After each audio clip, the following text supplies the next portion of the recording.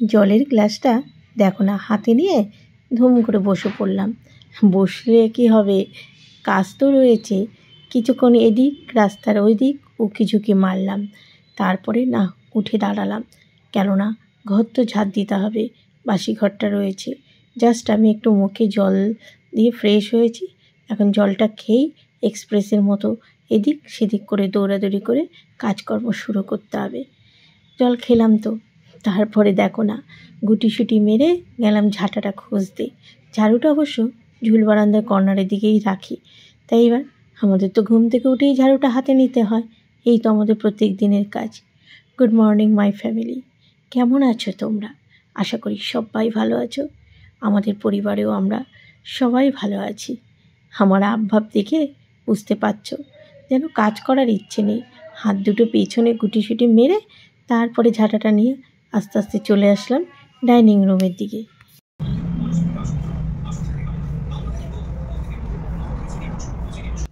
আমি ঝাড় দিচ্ছি, তোমরা পাশ থেকে কিছু শুনতে পাচ্ছ তো আওয়াজ? হ্যাঁ, আমি আমার ওই যে পুরনো ফোনটার মধ্যে গীতা পাঠ সেটা চালু করে দিয়েছি। রোজ সকালে এখন ভালোই হয় জানো তো। সকালে উঠেই ওটা শুনি, ঠাকুর ঘরে গিয়েও ছেড়ে শুনি, আবার রাতের বেলা পুজো করার সময় শুনতে পাই। ভালো লাগে। বলে না মানুষের শেখার শেষ নেই। সেদিন আশ্রমে গিয়ে মহারাজের মুখে এই কথাটা শুনে আমার মনে হলো প্রত্যেক দিন আমিও একটু করে এটা শুনবো। এখন হঠাৎ করে ঝাড় দিতে গিয়ে মনে পড়লো, আরে দুটো ক্ষুদ্র সদস্য আছে, তাদের গিয়ে দেখে আসি তারা কি পরিস্থিতিতে রয়েছে। তাই তো মনে পড়তে পড়তে তালাটা খুলেই এদিকে চলে আসলাম। প্রথমে তো দেখতে পাচ্ছিলাম না, ভাবলাম কি হলো, ঘুরিয়ে ফিরিয়ে তারপরে দেখে নিস্তেজ হয়ে বসে আছে। আমি এ বাবা কি হলো, তারপরে যেই ঘোরালাম দেখলাম যে না, দেবী নড়াচড়া করছে। ক্ষুদ্র সদস্যদের তো দেখা হয়ে গেছে, ভালোই আছে। তা এদিকে জানালা খুলে দিয়ে ভাবলাম যে এই ঘরে খাটটা একটু গুছিয়ে ঘরটা ঝাড় দিয়ে দিই। ছেলে গতকাল রাত্রেবেলা এখানে অনেক রাত পর্যন্ত টিভি দেখেছিল, তারপর তো ওই ঘরে গিয়ে শুয়ে পড়েছে। তা ব্ল্যাঙ্কেটটা এরকম এলোমেলো হয়ে থাকলে ঘরটা কেমন লাগে, তাই না?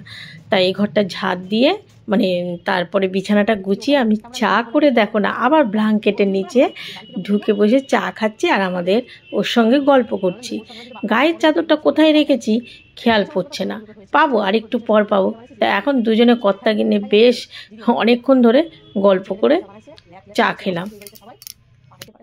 অন্ধকার ঘরটা, লাইটটা অন করে নিই, নাহলে তোমাদের সঙ্গে কথা বলে অন্ধকার অন্ধকার লাগবে।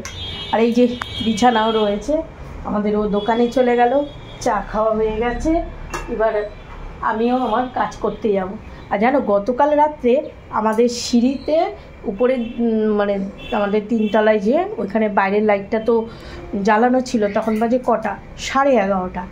তা জ্বালানো কেউ অফ করেনি, তা আমি অফ করতে উঠেছি। বিশ্বাস করবে না, এই মিঠুকে রাখি খাঁচায়, এরকম করে তো ও স্ট্যান্ডের ওপর রাখি, উঁচু হয়ে যায়। আর ওই খাঁচার লেভেলে ওই জানলার স্ল্যাব একটা এইরকম চওড়া স্ল্যাবটা।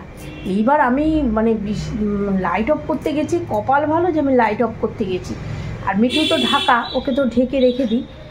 এবার অন্ধকারে দেখছি সিঁড়ি দিয়ে উঠতে গিয়ে দেখি চোখ জ্বলজ্বল করছে। বলে কি দেখি একটা কালো বিড়াল, আমার গা এখনও কাটা দিয়ে উঠছে। কালো বিড়াল ওই স্ল্যাবটা এরকম ঘাপটি মেরে বসে আছে মিঠুর খাঁচার দিকে। তারপরে তো সেই সাথে সাথে আমি তাড়াতাড়ি করে আমাদের ও সে বাইরে পর্যন্ত তাড়িয়ে দিয়ে এসছে। তারপর সাথে সাথে মিঠুকে ওইখানে ওই দক্ষিণের কিচেনে রেখে এসেছি। আমি বললাম তুই ওখানটায় থাক। মিঠু কী করে গলাটা বের করতে করতে, তাই ছেলে কালকে বলছে ও মামা মিঠুকে ছেড়ে দাও না, মিঠুকে এইভাবে রাখো। কোন সময় মিঠুটা না আগে তো ছাড়া থাকতো, সে হেঁটে হেঁটে বেড়াতো, এই বিড়ালের ভয়ে আমি খাঁচায় রেখেছি। এখন মিঠু কী করে, এবার মিঠুর গলার এখান দিয়ে পুরো সমস্ত পালকগুলো উঠে গেছে, ওই খাঁচার মধ্যে দিয়ে গলাটা বের করে দিচ্ছে। কোন সময় জানি না কি করবো, আর ছাড়তেও না মায়া লাগে অনেকেই। তা যাই হোক, সকাল সকাল সমস্যা বললাম, নতুন ব্লগ বেশ কিছুক্ষণ আগেই শুরু করে দিয়েছি, তোমরা সারাটা দিন সাথে থাকো। আর কালকে পিঠে টিঠে ভেজে আজকে শরীরটা একটু ক্লান্তি লাগছে, ক্লান্তি সেরকম না, মিষ্টির জিনিস তো কেমন যেন একটু গা ফা গোলাচ্ছে। আর তোমরা যে যেখান থেকে আমার এই ভিডিওটা দেখছো তোমাদের সবাইকে জানাই আমার তরফ থেকে প্রচুর প্রচুর প্রচুর ভালোবাসা। আর গল্প করবো না, অনেকক্ষণ গল্প করলাম, এবার কাজে হাত দিই। আমার বাবু সোনা ঘুমাচ্ছে এখনো। পিঠে পায়েস করিনি কালকে, পিঠে করেছে, পায়েস পরে করবো একদিন, তখন আবার একটু বেশি করেই করব। তখন করবো চালের পায়েস নলেন গুড় দিয়ে করবো, একদিন করে নেবো এই শীতের মধ্যেই। এনেছি বলে বাছুয়া, নাহলে তো এই যে গলাটা বের করিস তোকে তো পটাশ করে দিত, খেয়েই নিত। এখন চুপ করে মাথা গুঁজে কথা শোনা হচ্ছে না। মিঠু এখন চুপ করে রয়েছে। মিঠুকে একটু বকা দিয়ে চলে আসলাম বেডরুমের চাদরটা আজকে চেঞ্জ করব। বেশ অনেক দিন ধরেই পাতা হয়েছে। আমার চাদর অনেক দিনই যায়, কেন বলো তো, সারাদিনে তো খাটে আর ওঠাই হয় না, সেই যে পাতা হয় মানে রাতে ঠিকঠাক করে মানে একটু শোয়া, এছাড়া সারাদিনে এই যে বিছানায় গড়াগড়ি না, সেটা তো আর আমার হয় না। তা অনেক দিন পর পিঙ্ক কালার চাদরটা এখন দেখছি চোখে লাগছে যে দু এক জায়গায় একটু নোংরাটা ধরেছে। তা আজকে একটু উষ্ণ গরম জল করে ধুয়ে দেবো। তা আজকে গ্রিন কালারের চাদরটা পাতলাম। আর বলো না, সারাদিনে তো বিছানায় শুই না, রাতের বেলাও শুতে পারি না, পাহারাদার হয়ে থাকতে হয়। আসলে কি হয়েছে জানো তো, আমাদের অটোটা, নতুন অটোটা, সেটাকে মানে ঢাকার জন্য যে ঢাকনাটা বানিয়েছে, আমাদের দোকানে যে রেডিমেড মানে অটোর ঢাকনা বিক্রি হয়, সেগুলো দিয়ে আমাদের ও ঢাকে না। ও কী করেছে, তিরপল কিনে অর্ডার দিয়ে সুন্দর করে বানিয়ে এনেছে যে অনেক দিন টিকবে। সেইটাকে জানো কুকুরে ছিঁড়ে দুদিকে কি করেছে। অপোজিটে বিরিয়ানির দোকান, সে বিরিয়ানির দোকানে এসে রাতের বেলা ময়লা নাড়াচাড়া করার মানে জন্য আসে, আর এসে সেই পর্দাটা দুদিক দিয়ে ছিঁড়ে দিয়েছে। আমাদের ও এসে তো জলের ছিটা দেয়, এমনকি রাত্রেবেলা উঠে আমি আওয়াজ পেলেই আবার গিয়ে জলের মগ নিয়ে জলের ছিটা দিয়ে মানে কুকুরগুলোকে তাড়াই, তবুও শেষ রক্ষার হয়, দুদিকে ওদের ছেঁড়া হয়ে গেছে। তাহলে বলো কি অবস্থা। আর আমাদেরও তো ঘুমটা গাঢ়, ব্যাস ও ঘুমিয়ে থাকে, আর আমি আওয়াজ পেলেই উঠে ওই রকম করছি, মানে পাহারাদারের মতো জেগে থাকতে হচ্ছে। তার নিচে ঠাকুমা আছে, একবার জিজ্ঞাসা করে যা। রোজেরটা রোজ কাচলে না, কাচা ধোয়ার মানে অতটা চাপ থাকে না। আজকে চাদরটা চেঞ্জ করেছি, ভেবেছি এটাই কেচে দেবো। আর আমার ছেলে যে রেডি হয়েছে বেরোবে। আজকে আর ছেলে ঘুম থেকে উঠে কিছু খেলো না, বললো মা আমি সেলুনে যাই, অনেক দিন ধরে চুল দাড়িগুলো বড় হয়েছে, আর তারপরে তো বেলা হয়ে গেলে দোকানে ভিড় হয়ে যায়। তো ওর বন্ধুর দোকান, সেখানে আবার ফোন করলো।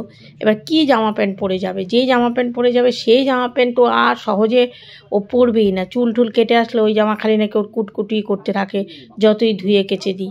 তারপরে এই খয়েরি গেঞ্জিটা আবার খুঁজে বের করে দিলাম, আমরা এটা তো এখন আর পরিস না, এটা পরে যা। আর হচ্ছে টিফিন বললো যে ওখান থেকে করে নেবে।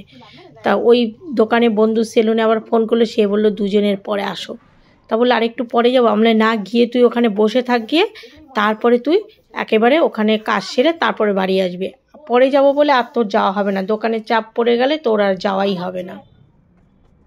করতে আবার দেখলাম যে আমার এই গাছটা ছোটো বোন যে দিয়েছে, সেটা লতিয়ে এখানে এসে পড়ে রয়েছে, হাওয়াতে পড়ে যায়। এই জন্য আবার এই যে দড়িটা বেঁধে দিলাম। আর দেখো কুড়িটা ফুটবে এই।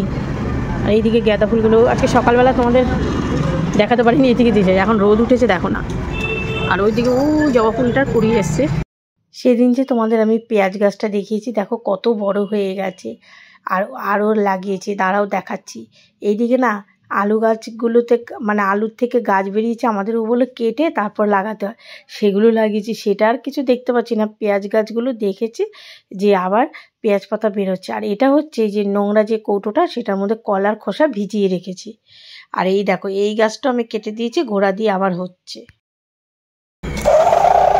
ঠান্ডা চলো ধোয়া প্যান্ট,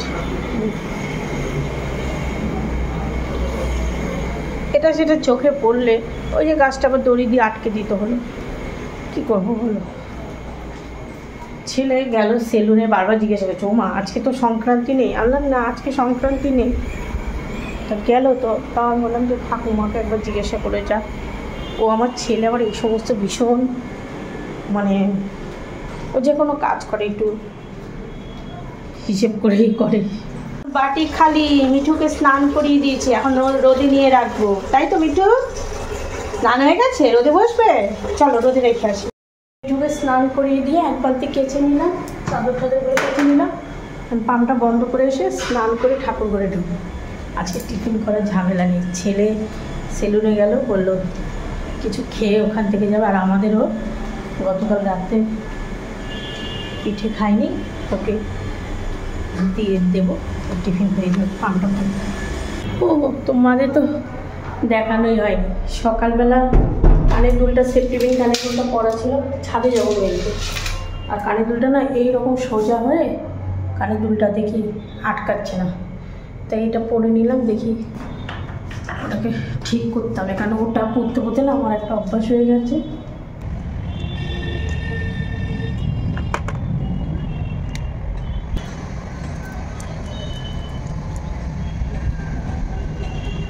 আমি সেরকমভাবে না চিপড়াতে পারি না, জানো, হাত আগা গোড়াই, আমি চিপড়ালে জলই বেরোয় না সেরকম।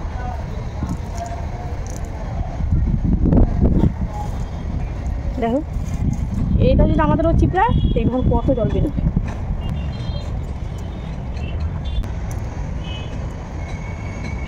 আমার এত জোর জানো, আমাদের পাশের বাড়ি, এই যে পাশের বাড়ি, অনেক বছর আগে, তাও প্রায় 6-7 বছর আগে, একটা মোটা জাজিম ছাদে দিয়েছে, তোমরা বিশ্বাস করবে কি না জানি না, সেটা হাওয়াতে পুরো মানে উল্টিয়ে আমাদের এখানে যে ইলেকট্রিকের তার লাইন আছে সে তারের মধ্যে গিয়ে পড়েছে, মানে কী অবস্থা, একদম লাইন ফটফট ফট করে নিভে বন্ধ হয়ে গেছিলো সবার, তারপরে সিএসসির লোক এসে তারপরে ঠিক করেছে, মানে এত হাওয়ারি। তাই এই যে এইগুলো না উড়ে গিট বেঁধে দিই, উড়ে গিয়ে ঠিক ওই যে ইলেকট্রিকের তার আছে ওখানে গিয়ে পড়ে, এখান থেকে এই যে ইলেকট্রিকের তারগুলো রয়েছে এদিকে, সেখানে গিয়ে পড়ে। আর এই যে আমার লাউ গাছটা, পাশের বাড়ি কাকিমা তো বললে একটা লাউ দেখা যাচ্ছে, আর একটু উঠে আসলে এটাকে বাইয়ে দেবো।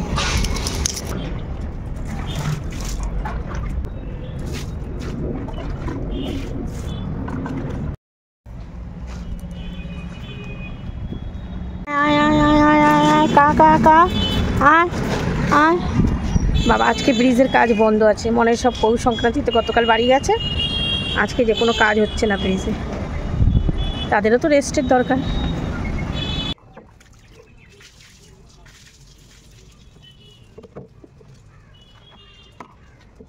একটা কৌটো ধুয়ে পরিষ্কার করে নিলাম, আর কৌটোটার মধ্যে জল একেবারে এনে এই যে ছোট বক্স, জানলার বক্সটা মানে ধুয়ে দিলাম। কি বলো তো, ধুয়ে দিলে আর মোছামুছির ঝামেলা থাকে না, জলটাও ঝরে যাবে আর স্ল্যাবটাও পরিষ্কার থাকবে। আর এখানে স্টিকটা ছিল ঘর মোছা, সেটাও নিয়ে নিলাম, ঘরটা মুছে স্নান করতে যাই, পরে মুছে।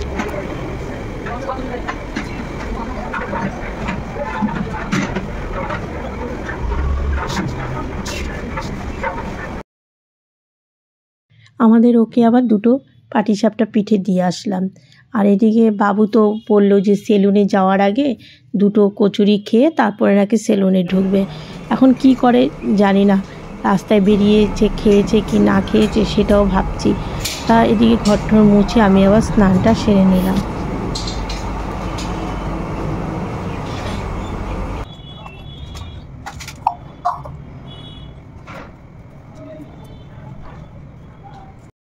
গতকাল ঠাকুর ঘরে ফ্লোরের মধ্যে যে ওই যে মানে চালের গুঁড়ো দিয়ে পিঠের মতো আঁকা হয়েছিল, তার মধ্যে ধান দ্রব্য দেওয়া, সেগুলো পরিষ্কার করে নিলাম। আর ভাবলাম কি যে বাবা লোকনাথকে সে কবে থেকে হলুদ চাদরটা পরানো রয়েছে, মানুষ হলে তো এতক্ষণে 3-4 বার কাচা দেওয়া হয়ে যেত যে এই নোংরা হয়েছে, কিন্তু বাবা তো কিছু বলছে না, আমারই চোখে লাগলো, তাই ঝটপট কী করলাম, এই যে সাদা এই উলের চাদরটা বের করলাম। এটা অবশ্য ফাঁকা ফাঁকা, মানে আমি এই চাদরটা যে সাদাটা সেটা আমি বানিয়েছি, আর হলুদটা ভাইয়ের বউ বানিয়েছে। তা চলো বাবা আজকে তুমি এটাই গায়ে দিয়ে রাখো, তারপরে এখন যেহেতু শীতটা তো কমেই যাচ্ছে, হলুদটা কেচে দেবো। আমার নিজেরই কেমন লাগলো যে কদিন ধরে বাবাকে সাদা হলুদটা পরিয়ে রেখেছি, দেখো এই যে সাদাটা পরিয়ে দিলাম বাবাকে। আমি ঠাকুর ঘরে গেছিলাম, আমাদেরও ছেলের জন্য একটুখানি চিকেন নিয়ে এসেছে, ওইটাই রান্না করব, আর দেখি আমাদের জন্য কিছু করে নেব।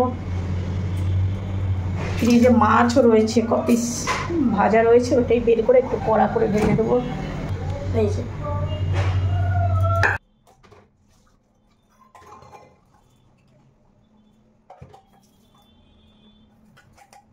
কাঁচা ধোয়াটা সকাল সকাল করলে কি বলো তো, শুকিয়ে যায়, আর কোনো তাণ্ডবটা থাকে না যে কাচতে হবে রে, শুকাতে দিতে হবে রে। স্নান করার সময় আমি বেশিরভাগ কেচে নিই। আর এই বাসনগুলো সকালে যে, আর এটার মধ্যে ক্ষীর গতকাল বানিয়েছি না, কিছুটা ক্ষীর আবার বাটিতে তুলে রেখেছি, সে মানে এটা খালি হয়ে গেছে, তাই এইগুলো মেজে। আর এই দিকে মানে কিচেনে বাসন মাজতে বেশ সুবিধা, মানে সোজা হয়ে দাঁড়িয়ে বাসনটা মাজাও যায়, আবার স্ল্যাবটা খালি থাকে, সেখানে বাসনগুলো উল্টিয়েও রাখা যায়।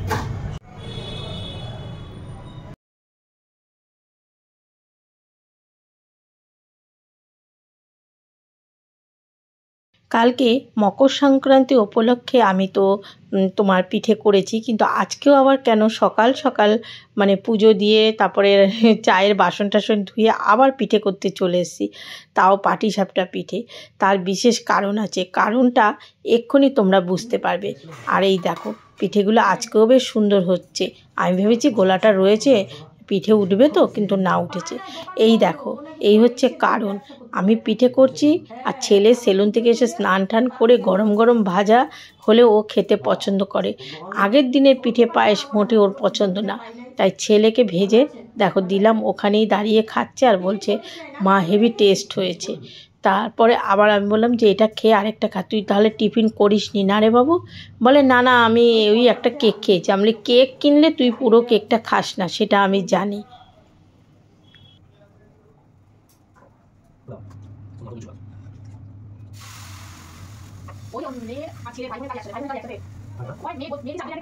পিঠে পায়েস বাসি হলে ভালো লাগে, কিন্তু আমার ছেলে বাসি খেতে চায় না, তার জন্য আমি একটু গোলালে রেখে দিয়েছিলাম, কি রেখে দিয়েছিলাম, রাত্রে গরম গরম দুটো ভেজে দিয়েছে, খেয়েছে, এখন গরম গরম দুটো খেলো। বললো মা এবার এবছর বেশি খেলাম। যে কোথায়, রাত্রে দুটো। আর এখন না যেটা ভাবছি সেটা ওই দিদিটা তো করতে পারে না, ও করতে পারে না ওর সময়ের জন্য, মানে ও ছুটি পায় না।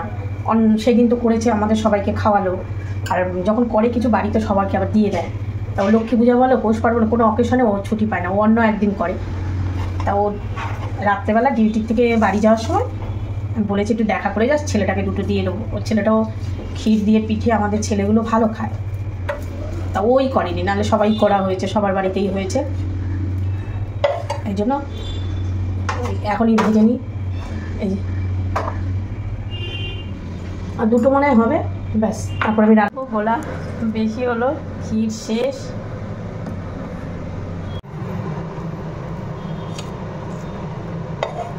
ছোট এই সসপ্যানটা নামিয়ে নিয়েছি, সেদিন বড়টা নামিয়েছি, বড়টা চিকেনের জন্য, আর চিকেন রান্না করতে সুবিধা হবে, আর এটা মানে রোজ রান্না ডাইরেক্ট করতে সুবিধা হবে। আর আরেকটা আছে, সেটা ঠাকুরের জন্য রেখে দিয়েছি। আর এই ছেলেটার জন্য আমার অনেক সমস্যা, কি বলতো, পুরোনো আলুগুলো সব গাছ হয়ে গেছে না, এই যে পুরোনো আলুগুলো গাছ হয়ে গেছে, আর ও পুরোনো আলুই ভালো খায়। তা মাংসতে দেবো যে ওই আলুই দিতে হবে, উপায় নেই। আর টমেটো দিয়ে অল্প করে ডাল করবো।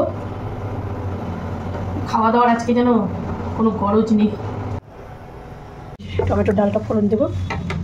আর আমাদেরও ঘরে এসেছে, ভালো কাজ দিয়ে দিয়েছি। দেখো এই যে এই ঢাকনাগুলোর ছোটোটা নামিয়েছি না, এগুলো না লাগালে আর ইউজ করা হবে না। কীগুলো লাগানো আছে? ও এইটাও বেশ ভালো বড়, এটা ঠাকুরের জন্য রাখবো। এটা তো এটা তো সেদিন করেছিলাম গাজরের হালুয়া, এটার মধ্যে এটা ঠাকুরের জন্য রেখে দেবো। রান্না করতে সুবিধা, আমরা ওগুলো লাগিয়ে দাও, নাহলে কাছের ওগুলো তুলে রেখে লাভ নেই। বলছে হালকা পাতলা রান্না করো, সকালে পিঠে খাইয়েছো, বাসি পিঠে। ছেলের বেলা তো গরম গরম পিঠে খাওয়ালে, আর আমাকে তো বাসি পিঠে। যে এই যে একটু ব্যান্ড খাওয়ার মতো, দেখো যখন এসছে পার্সেলে, দেখো একটু ব্যান্ড খাওয়ার মতো। আজকে খাওয়া দাওয়া যে কী হবে ইচ্ছে করছে না। কিছুটা বাঁধাকপি ছিল, এই ছোটো কড়াইটার মধ্যে তেল ছিল, এটা না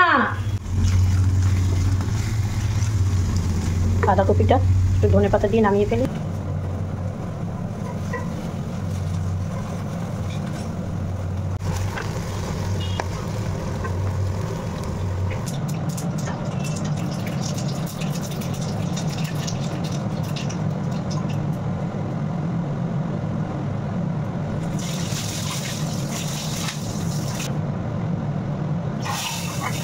ওই পরে দোকানে টাকা দিয়ে এসছো? হ্যাঁ, কত টাকা? 100 টাকা। ডাল হয়ে গেছে, এখন আমি চিকেনটা ম্যারিনেট করে নেব। আর কি করলাম বলো তো, রসুন আদা সব কিছু থেতো করে তারপরে চিকেনটা ম্যারিনেট করলাম, কিছু পেস্ট করলাম না। আর সমস্ত জিরের গুঁড়ো, লঙ্কার গুঁড়ো, তারপরে আদা ড্রাই গুঁড়ো সমস্ত কিছু ছিল। এদিকে ভাতটাও ফুটে গেছে। আর চিকেনের জন্য এই যে 4টে আলু, মানে 4টে না, 2টো আলু 4 পিস হয়েছে। আর একটু বেরেস্তা বানিয়ে নিলাম। বেরেস্তা যে কোনো জিনিসে দিলে না আমার বাবু খুব ভালো খায়।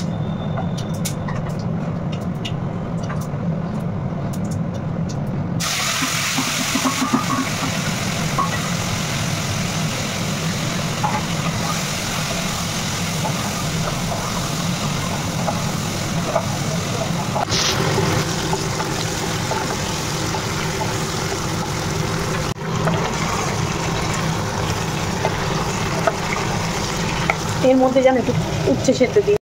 আমাদের ও বললো কি, দেখো পিঠে টিঠে খাওয়া হয়েছে, আমার জন্য একটু উচ্ছে সেদ্ধ দাও। তারপর আবার উচ্ছে সেদ্ধ দিলাম। অত বড় প্রেশার কুকারটা। ছেলের চিকেনটার ওই বাঁধাকপির ডাল, তারপরে বেগুন ভাজা রয়েছে। ছেলে এক্ষুনি চলে আসবে, আমাদেরও স্নান করে চলেও গেছে। আর ছেলে তো সেলুন থেকে এসে স্নান করে নিয়েছে। ওই যখন রান্নাঘরে এসে পিঠে খেলো তখন সেলুন থেকে এসে স্নান টান করে তারপরেই এসছে রান্নাঘরে। রান্না করতে করতে আমার মনে পড়লো, আরে মাছগুলোকে তো খাবার দেওয়া হয়নি। আমাদের মামনি বলে গেছে যে 4টে করে ছোট্ট ছোট্ট দানা দিতে, যেগুলো মাছের খাবার। সে আবার 4টে দানা এসে দিয়ে গেলাম। বাবা, একদম ছোট্ট ছোট্ট সর্ষের মতো দানাগুলো। দেওয়ার সাথে সাথেই টপ করে খেয়ে নিয়েছে। কালকে দুপুরে দিয়েছিলাম, আবার এখন 4টে দিয়ে দিলাম। দেওয়ার সাথে সাথেই টপ করে খেয়ে নিল। মনে পড়েছে কাজ করতে করতে, আমরা আরে ওইগুলোকে তো খাবার দিতে হবে। এবার একা একা লাফালাফি করে খেলো। ওই দেখো বেগুন ভাজা। আর মাছটা বের করেছিলাম, মাছটা মোটে খেতে চাইছে না, তা মাছ তুলে রাখি। ভাজা মাথায় বেগুন ভাজা, আর এখানে তো বাঁধাকপি, টমেটোর ডাল। ছেলের চিকেনটা হবে।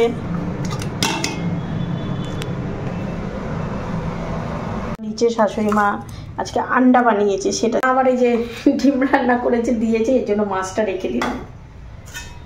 এই তো হয় আমাদের, ভাগে ভাগে হয়। আর এই যে উচ্ছে সেদ্ধটা বের করে নিই।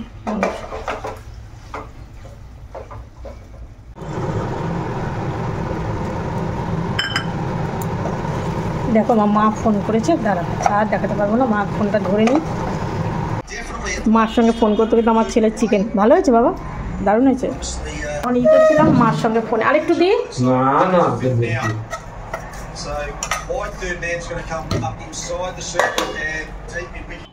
বেলাতে ছেলের এই 2টো জামা প্যান্ট কেচেছি, সেগুলোকে এই বক্স জানলায় দিয়ে রাখলাম।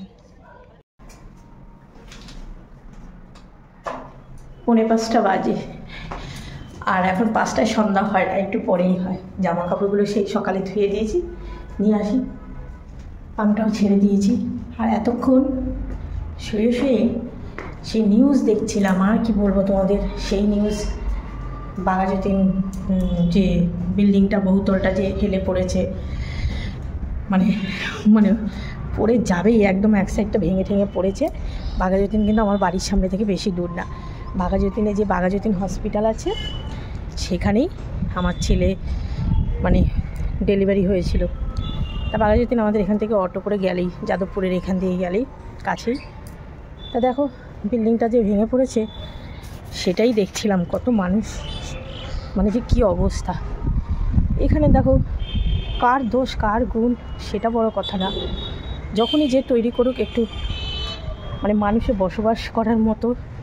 মানুষ অনেক অসহায় হয়ে, বা অনেকের বাড়িতে অনেক জয়েন্ট ফ্যামিলি থাকে, একা বিল্ডিংটা করতে গেলে অসুবিধা হয়ে যায়, তখন হয়তো প্রমোটারের কাছে দেয়। তখন তাদেরও একটু ঠিকঠাক করে করা উচিত, যাতে মানুষ বসবাস করতে পারে।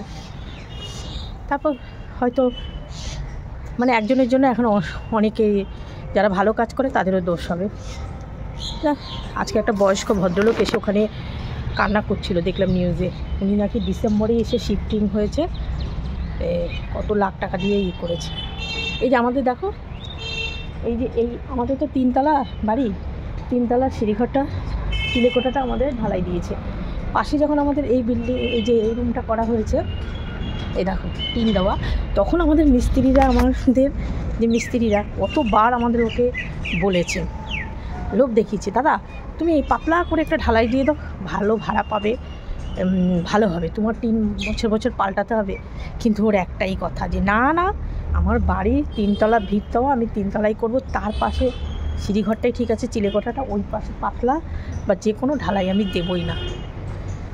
এই তো তা খারাপ লাগছিলো। কালকে আমি শুনেছি নিউজটা রাত্রের দিকে, কালকে পিঠে নিয়ে ব্যস্ত ছিলাম, ছেলেই বলেছে কালকে সন্ধ্যার দিকে। তা আজকে অবসর সময় দেখলাম সত্যি কী অবস্থা, বাড়িটা অত বড় বিল্ডিংটা এরকম ভাঙাচোরা হচ্ছে। ঠিক আছে চলো জামা কাপড়গুলি তুলে নিই, বাবা ছাদে এসেছি, শীত লেগে গেছে। অনেকে বলে যে লোভে দেয়, অনেকে বলে টাকা বাঁচানো, মানুষ পরিস্থিতিতে দেয়, এবার সবাই তো সমান না, হয়ে গেছে আর কি করা যাবে। দোষ গুণ না ভেবে, কার দোষ কার গুণ না ভেবে আমার মতে সমস্যার সমাধান। আর আমার মতে তো সবাই চলবে নাকি। আমাদের চিলেকোঠাটা ঠিক আছে, আর এই যে আমাদের এই যে বড় রুমটা, এইটাকে বলেছিল বলে পাতলা করে একটু ঢেলে দাও, বছর বছর আর টাকা দিয়ে টিন কিনতে হবে না, বছর বছর না মানে কয়েক বছর পর আর টিন কিনতে। নিজের বাড়ি যেমনই থাক, আস্তে আস্তে নিজের করাই ভালো, কেননা নিজে যতটা যত্ন সহকারে করবে, প্রমোটার বলা যেই বলো সে ততটা খেয়াল করে করবে না। এখন 8টার মতো বাজে, আর ছেলেই দোকান বন্ধ করলো, দোকান বন্ধ করে এখন গেল একটু ওইদিকে। তা আমি অনেকগুলো জামা কাপড় দুদিনের, মানে গতকালের যেগুলো কেচেছি, আজকে যেগুলো কেচেছি, সে ওইদিকে রুমে ছিল, সব ভাঁজ করলাম। তারপরে আবার চেঞ্জ হয়ে সন্ধ্যা পুজো দিলাম, আর এখন নিয়ে বসেছি এইটা, কারণ আমি এখন একটু মোবাইলে বসে বসে কাজ করব, এডিটিং করব। তা দেখা যাক, ছেলে বললাম কি খাবি, দুপুরবেলাতে একটু চিকেন এনেছিল, সে চিকেন দিয়ে ভাত খেয়েছিল, তা এখনও আছে আলু, তারপরে হচ্ছে মানে ওইটুকুর মধ্যেও একটু রয়েছে চিকেন, তো ওটা খেলে তো ভালো, আর আটা ময়দাও মাখা রয়েছে, তাহলে রুটি করে দেবো, ওই দিয়ে খেয়ে নেবে। আর দেখা যাক যদি ওটা না খায় তাহলে অন্য কী খায়, বা নিয়েও আসতে পারে। ঠিক আছে, এখন একটু মোবাইলের কাজ করে নিই। আর দেখো আমার অবস্থাই দেখো, ব্ল্যাঙ্কেটের মধ্যে পা ঢুকিয়ে এই সময়টাই হচ্ছে আমার একদম ফ্রেশভাবে মোবাইলটার কাজ করতে পারি, একদম নিরিবিলি। বললাম না এখন বসে শান্তিতে কাজ করব মোবাইলে, না একজন সেই কি লাগবে চেয়েছে, আর ছেলেটা এই সবে বেরোলো, তা আমাদের ওকে ফোন করেছিল, ও আবার আমাকে বর্ণনা বলে দিল, সেই খুঁজে তাকে এই যে সেটা দিলাম। আমি তো ছেলেকে ফোন করলে ছেলে আসতো, তারপরে আমাদের ওর বাবা বললো কি যে না, ছেলেটা আবার গাড়ির তেল পুড়িয়ে আসবে, তুমি যাও দোকানে, আমি তোমাকে বর্ণনা দিয়ে বলে দিচ্ছি কোথায় কোথায়, তারপর আমি দিলাম, 80 টাকা বিক্রি করলাম। ঠিক আছে বন্ধুরা, আজকের ব্লগটা এখানেই শেষ করছি। তোমাদের সঙ্গে দেখা হবে আগামীকাল নতুন ব্লগে। সবাই ভালো থেকো, সুস্থ থেকো, শুভরাত্রি, টাটা।